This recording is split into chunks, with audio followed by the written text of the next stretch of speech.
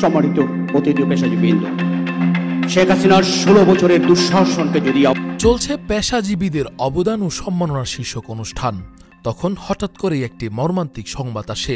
রাজধানীর Uttara milestone school ও কলেজে একটি প্রশিক্ষণ বিমান বিধ্বস্ত হয়ে বহু শিক্ষার্থী হতাহত হয়।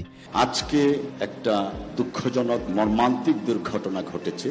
সেই দুর্ঘটনা এবং যারা হতাহত হয়েছেন তাদের পাশে দাঁড়ানোর জন্য আজকের এই অনুষ্ঠানের প্রধান অতিথি বিএনপির মাননীয় ভারপ্রাপ্ত চেয়ারম্যান মহোদয়ের পরামর্শক্রমে আজকে আমাদের এই প্রোগ্রামটা সংক্ষিপ্ত করা হয়েছে। আজকে দেশবরেণ্য বুদ্ধিজীবীরা আছেন, বিভিন্ন পেশার নেতৃবৃন্দ আছেন, বিএনপির বিভিন্ন পর্যায়ের নেতৃবৃন্দ আছেন। বক্তব্য দিতে না পারার জন্য আমরা আয়োজকরা দুঃখ প্রকাশ করছি।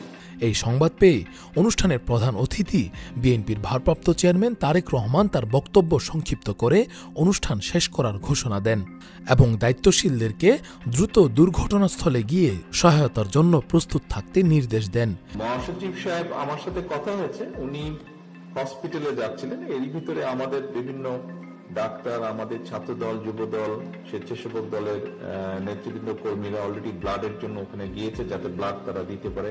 আমাদের ড্যাব সহ অন্যান্য যারা চিকিৎসক আছেন অলরেডি তারা গিয়েছেন, ওখানে চিকিৎসা সেবা দেওয়ার চেষ্টা করছেন। আমাদের ভলেন্টিয়ার্স অলরেডি গিয়েছে, নেতৃবৃন্দ বিভিন্ন জন গিয়েছেন দেখতে এবং কিভাবে সহযোগিতা করা যায়।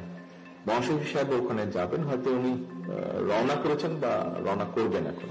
তিনি বলেন, আজকের এই অনুষ্ঠানে আমাদের পেশাজীবীদের অবদান ও শহীদ পরিবারের সম্মাননা দেওয়ার কথা ছিল, কিন্তু যে মর্মান্তিক ঘটনা ঘটেছে তাতে আমাদের প্রথম দায়িত্ব হল আহতদের পাশে দাঁড়ানো এবং তাদের উদ্ধার তৎপরতায় শরিক হওয়া। তিনি আরও বলেন, আমরা জানি একটি জাতির আসল শক্তি তার জনগণের প্রতি ভালোবাসা, সহানুভূতি এবং বিপদে একে অপরকে সহযোগিতা করার মানসিকতায় থাকা। আজ আমাদের দায়িত্ব 24 শহীদদের শুধু সম্মান জানানো নয়, বরং ঘটে যাওয়া দুর্ঘটনায় আহতদের পাশে দাঁড়িয়ে তাদের পুনর্বাসনের জন্য সর্বোচ্চ সহযোগিতা প্রদান করা। তারেক রহমানের এই সিদ্ধান্ত রাজনৈতিক অঙ্গনে একজন দায়িত্বশীল নেতার মানবিক পরিচয় স্পষ্টভাবে তুলে ধরে। তার এই পদক্ষেপ জনগণের মাঝে প্রশংসিত হয়েছে এবং সকলের মনোভাব ছিল যে একজন প্রকৃত জননেতা কখনো সংকটের সময় জনগণের পাশে থাকতে ভুলে যান না। ঠিক তখনই বিএনপির নেতাকর্মীরা তার নির্দেশনা অনুযায়ী নিজেদের তৎপরতা চালিয়েছেন। তবে তারেক রহমানের এই মানবিক এবং দায়িত্বশীল পদক্ষেপ নিঃসন্দেহে এক প্রজ্ঞাবান নেতৃত্বের উদাহরণ হিসেবে গণ্য হবে।